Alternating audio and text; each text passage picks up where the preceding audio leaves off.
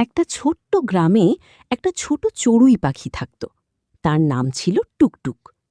টুকটুক অন্য পাখিদের মতো উঁচুতে উড়তে পারত না। যখনই সে উড়তে যেত একটু পরেই নিচে পড়ে যেত। সব বড় পাখিরা তাকে নিয়ে হাসত। একদিন কাক বলল, তুই কোনোদিন আকাশ ছুঁতে পারবি না। টুকটুক খুব কষ্ট পেল, কিন্তু সে হাল ছাড়ল না। প্রতিদিন সকালে সে একা একা ডানা ঝাপটানোর প্র্যাকটিস করত। একদিন হঠাৎ গ্রামের উপর ভয়ঙ্কর ঝড় এলো।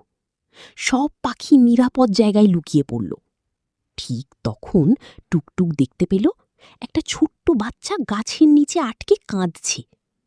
সবাই ভয়ে এগুতে পারল না, কিন্তু টুকটুক সাহস করে উড়ে গেল ঝড়ের মধ্যে।